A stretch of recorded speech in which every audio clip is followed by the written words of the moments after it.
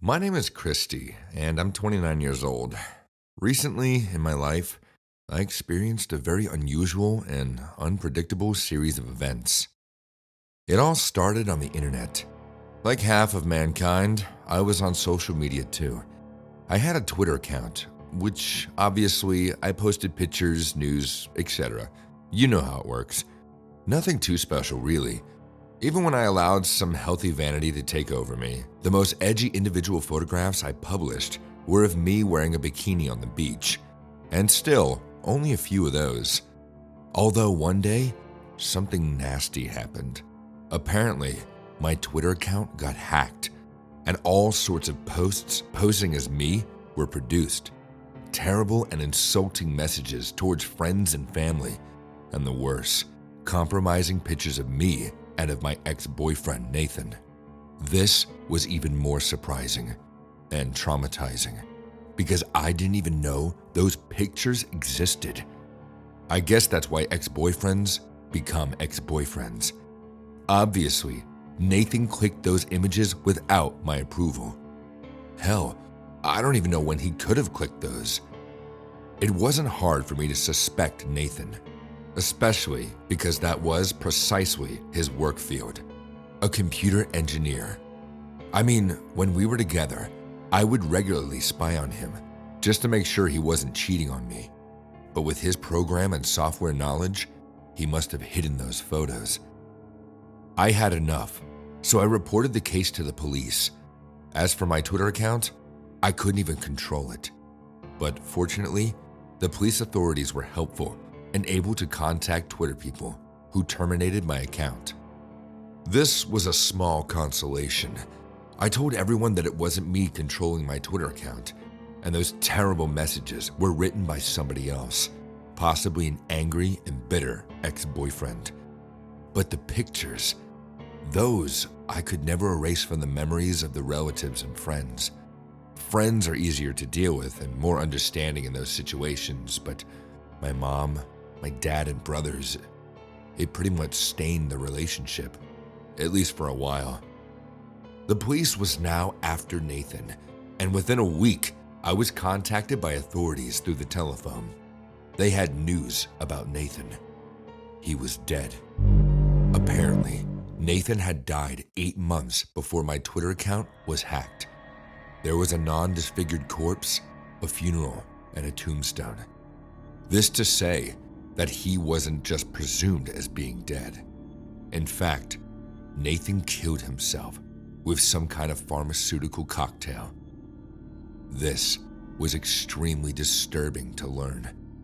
On the other hand, the real hacker was out there. And this was also disturbing because I didn't know who could access such pictures or who would want to ruin my life. I'm not the kind of person who has enemies, not even petty rivalries.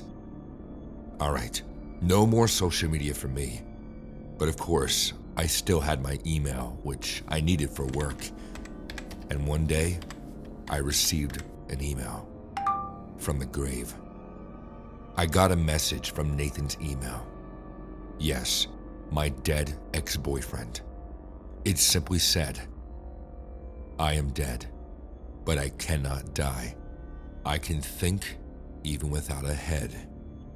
I can grant you eternal life, a new world on this side. I still love you, Christy. I'm sorry for the pictures. That was too much. But where I exist, such things don't matter. Yours, Nathan." The mail was very enigmatic. At first, I didn't believe it was Nathan. Paranormal was never my thing. I still try to keep an open mind, though. Ghosts haunting houses and haunting living people? Okay, I guess I can respect that concept, but writing emails and hacking accounts on social media? I don't know. I thought it had to be someone alive. On the other hand, the verses. Nathan sometimes wrote me cheesy short little verses, and they were as bad as this one particular email. So much thinking about the whole situation made my head spin. but also made me smarter because I decided to visit Nathan's sister, Elena. She was also a computer freak, like him, and they were very close. Perhaps she was posing as Nathan, trying to blame me for her brother's suicide. It could be a possibility. I had to confront her in person. These computer nerds aren't so tough when they aren't behind a screen, and they're terrible liars when they're speaking in front of you. It wasn't hard to track down Elena. Not surprisingly, she lived alone in a very nice house. These tech people always make a good living, I thought to myself. It was 10 p.m. when I knocked on Elena's door. I couldn't wait to see the look on her face by seeing me right there in front of her. But I was in for another surprise. "Oh, Christy, it's you. I'm so glad you came. I wanted to see you before, but I didn't have the courage to do so. You know me. I'm shy, but please come in," Elena said. Her face looked tired and stressed. Hello, Elena. Thank you," I said, as I followed her to the living room. We sat down at a table where an enormous computer was on. The rest of the house was a complete mess. I saw pictures of Elena and of Nathan when they were teenagers and children. I'm sorry for your loss. I heard Nathan had killed himself," I said sincerely. "Your words are kind, and yes, Nathan killed himself. But he's still around, so to speak." "You mean his spirit?" I asked. "No, Christy. I know what happened to your Twitter account. It was Nathan." "Calm down. Let me explain. It's all science, really. You can believe what you want, but I'm risking my own life telling you this. Nathan was brilliant, and he dedicated his whole life to computers, as you know. I know he never told you how great he actually was, because he wanted to protect himself.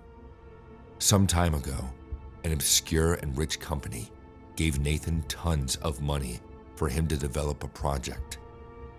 I'll skip the technical details, but to make it simple, this revolutionary project, whose final results were successful thanks to Nathan, allowed the human mind, the thoughts, whatever you want to call it, to be uploaded into the digital world, online, on the internet.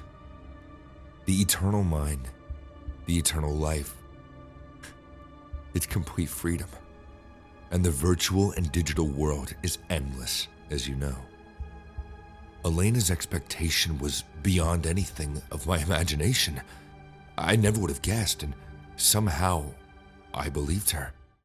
She was being sincere. As I said, computer geeks cannot lie properly. And I could tell she was relieved by having the opportunity to open up to me. "So Nathan, he uploaded his mind, and then he killed himself?" I asked. "Yes, but not for selfish reasons. He didn't trust the company, or anyone for that matter. Nathan thought, let me correct myself.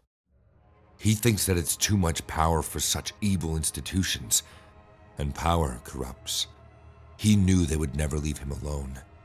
If he simply said, thanks for the money and the opportunity, but goodbye. He wasn't very happy though, especially after the two of you broke up. So he simply decided to move on, literally. By the way, he shared with me the knowledge of the whole upload process. He still loves you, Christy. If you ever want to be with him and be immortal in the endless universe, I can help you, Elena said. Wow, thank you, but no, I should be going. I wish you the best, Elena. Shortly after, I got up and left Elena's house. As for Nathan, he didn't bother me anymore. I guess having access to such freedom gave him a lot more things to do and to think about. and I hope it stays that way. But now, I always feel watched whenever I'm using computers or similar devices. Your flesh looks soft and tasty. Well, if you don't subscribe to this channel now, I'm coming for you.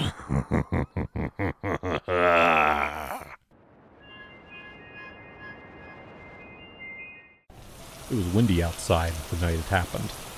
Ryan, my boyfriend, was out for yet another party, and I was once again left alone at home watching the rain slash against the windows. Unlike Ryan, I was more of an introvert and didn't enjoy much socializing, hence most of the times I preferred to stay home. I know I shouldn't have, but I was on my phone for pretty much the entire night. I'd been afraid for the past couple of days that Ryan was cheating on me with this girl he'd met at work, but I refused to believe it, considering we'd been dating for almost 5 years now. Surely he wouldn't choose to cheat, knowing our history, as violent as it may have been. For the 100th time, I decided to check my phone. The bright flash of a notification beamed outwards from it, and I was now staring at a message I had just received from Ryan's friend, Mike. The text audibly pierced into me as my lip trembled in a furious temper. Hi, Amy. Hope you're having a lovely night, but I wanted to let you know that I think Ryan's cheating. Yeah, so I've been seeing him walk around with this brunette all night, hand around her waist and everything. And hey, if you come down, please don't tell him I told you. I'm still his friend, but it just didn't seem fair to you that you didn't know. See you soon, Amy. My eyelids fluttered in disbelief. How could he? I screamed aloud. Am I not enough for him? How long has this been going on? How dare he keep this from me? I had reached a peak in my animosity, and I was ready to rip his throat out then and there, if only the option was available to me. Instead, I dashed out of the house, slamming the door shut behind me, and began sprinting down the stairwell and out of the apartment block. Ryan had told me that the party was being held at a friend's place a couple of blocks down the road. It wasn't a very accurate location, but it was enough to point me in the right direction at the very least. Once I had reached the end of my block, it had suddenly occurred to me that my socks were drenched in the rainwater, and the gravel below had torn up the soles. The pain was unbearable, but I prioritized my emotions first. And then a car pulled up beside me. Hey, are you Ryan's girlfriend? The voice came from the driver. Not for long. Why? I said. He unlocked the car door. Ah, perfect. I was going to drop a load of food off at the party he's at now. The guy called Mike put in the instructions for me to pick up his friend Ryan's girlfriend on the way there if I saw her. I was momentarily alarmed that he had found me so easily, but the story matched up with what Mike had told me, so I carefully clambered inside the back. It was filled with tons of Deliveroo bags, and the smell was utterly fantastical. I had forgotten to eat dinner that night, so I was hoping to maybe have some once we got there. That would give me all the energy I needed to go and confront that piece of shit trotting around with Bimbo. Oh my god, are you in socks? He must have noticed them when I got in. Yeah, I just found out Ryan's been cheating. I completely forgot to put shoes on when I rushed out. He bore an expression of artificial shock. Oh god, I'm so sorry. You still want to go there? I stared at him intently and growled, yes. His skin tightened, and he looked back towards the road ahead. You know, Ryan and I have been together for 5 years now. And then he goes and throws it all away for some random girl? It's ridiculous! The driver nodded, but said nothing. He merely acknowledged it. I sat back, feeling irritated that he couldn't see how revolting Ryan was for doing such a thing, until I realized we had arrived at the place. We're here. You get out. I've got to take care of some more deliveries first. Considering he had said he was delivering here, it made no sense why he would suddenly go and deliver somewhere else first. But that didn't matter now. I was here, and Ryan would pay for his sin.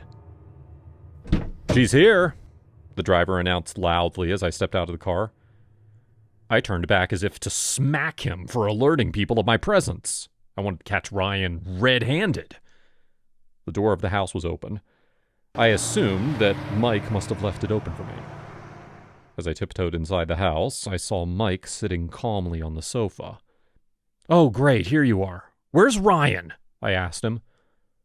Mike smiled and pointed towards the other direction, and in walked Ryan with the brunette. "Amy, what are you doing here?" He, too, had a smile on his face.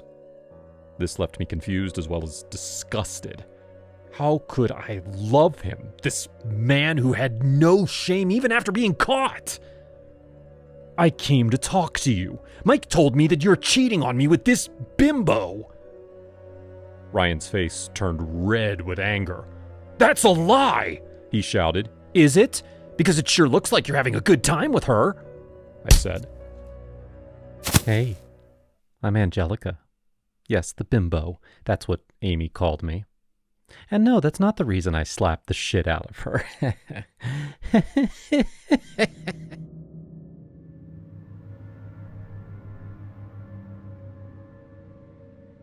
"You see, we're a team. Me, Mike, and Ryan. We like you. Yes, the hopeless romantic inside you. We spot it and bring it out. Don't take us wrong, we treat you like prince and princess. I mean, I can speak for myself. If you date me, I will do whatever you tell me to. Yeah, you heard that right. As for Mike and Ryan, they'll take you to the best of the places and shower you with gifts. You like to spoil them, Mike, don't you? But then, once we're done with you, we won't dump you the traditional way. You know, life is short, and even breakups must be exciting. Something that gives adrenaline rush. We will torture you, cut you, tear you apart, slowly, very, very slowly. And make sure you're awake to witness all this. After all, you are the sole audience. Once we're done, we move. There's so much love to give and so little time. But you don't worry. Love is soon going to knock on your door."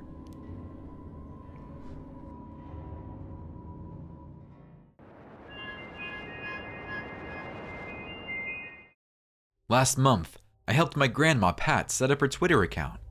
It took a lot of explaining because she didn't really have any experience with the social media. But after an hour, I figured that she understood how it worked. Mostly, she wanted to follow her favorite soap opera actors, which I thought was cute. Of course, I explained about spammers and stuff. I knew that people of her generation could get easily duped by scams, but I thought that she was too smart to get tricked. Turned out, I was wrong. A week went by, and I visited Grandma Pat again. I asked her how Twitter was going. She was very happy. She'd been tweeting about her cats and sharing photos of her latest knitting project. It all seemed normal. Then, she mentioned that she'd made a new Twitter friend, and my heart sank. Somehow, I knew that she'd fallen for some kind of scam. I asked if she had given anyone her personal information, and she said no.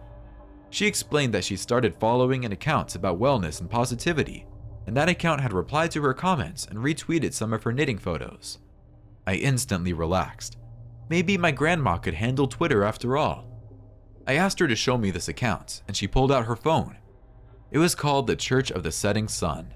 Its profile was a mountain range at sunset, and it had about 40,000 followers. "Great," I said. "Looks legit." Her eyes got wide. "It's more than legit, Maggie. The setting sun has changed my life."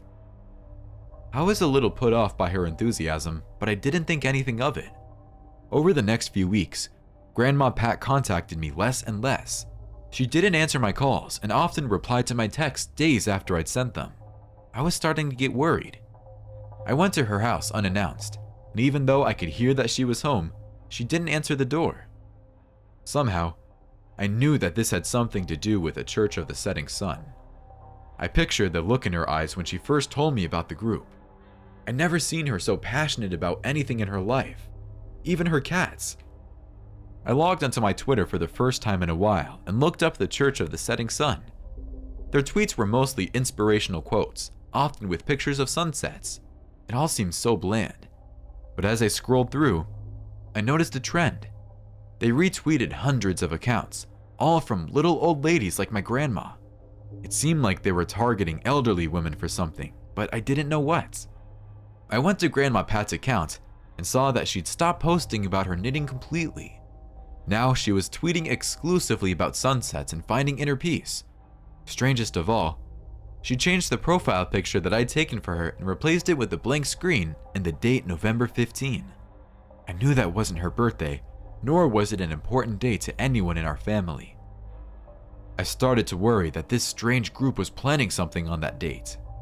In my mind, I pictured some kind of cult sacrifice, like Jonestown or something. I was about to call my mom and ask for her advice when a fresh tweet popped up from Grandma Pat. Can't wait to burn away all the things that have held me back.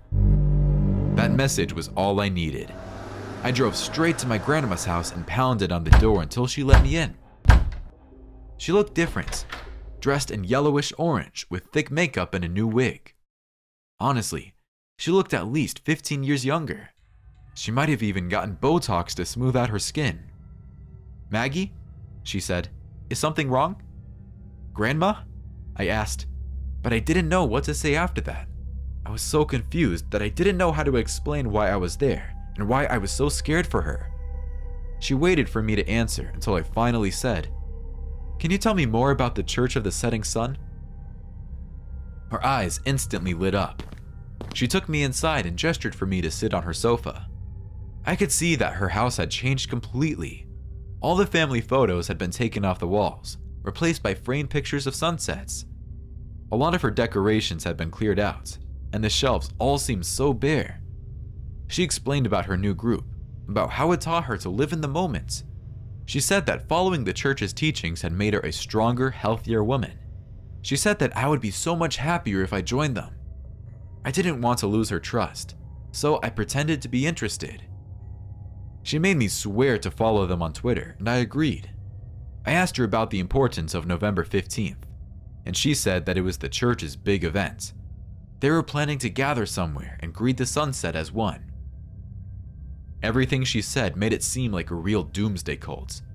My grandmother had gotten roped into something terrible, and it was all my fault for setting up her Twitter accounts. I tried to get more information from her, asking her lots of questions about exactly what they were going to do on November 15th. She gave extremely generic answers, and she wouldn't even tell me the location of the event. She said that if I joined, all the answers would be given to me. I told her that I loved her and left the house. I couldn't call the police because it didn't seem like any crime had been committed. Besides, it might all be nothing. But I had to do something, so I called my mom and told her everything. She didn't speak for a while, but then she finally said, "I know, sweetie. I've discovered the setting sun too." "What?" I shouted into the phone. "You're in that cult?" "It's not a cult," she said. "It's a community for wellness and positivity. And yes, I'm a member. I found them on Twitter." I figured that my grandma might get duped by a group like that, but I had no idea that my mother would fall for it. I tried to ask her the same questions I asked Grandma Pat, but she just gave me the same generic answers, as if the group had told them exactly what to say. I had no other choice but to go straight to the police. I told the lady at the front desk that I needed to report a possible cult. She ushered me into the sheriff's office and told me to tell him all the information I had. So I did. As I talked though, I noticed that his expression was cold and annoyed. Worse, I noticed a huge framed sunset sitting on the wall behind him. When I was finished, he told me that he's well aware of the Church of the Setting Sun, and there was absolutely nothing wrong with them. In fact, he was offended by my blatant intolerance to this new religion. He ordered me to get out of his office. All this happened a few weeks ago. Since then, Mom and Grandma have stopped answering my calls completely. Several of my friends have too, and wherever I go, I start to notice more pictures of sunsets decorating the walls of office buildings and restaurants. I went to Twitter to follow the church's accounts. I figured that would be the best way to get more information, but someone flagged my account for harassment and I was blocked. I assumed that the sheriff told the church about everything I told him, or maybe my mom did. Either way, I have no idea what's going on. All I can do is wait for November 15th to come. But whatever happens, I know it won't be good.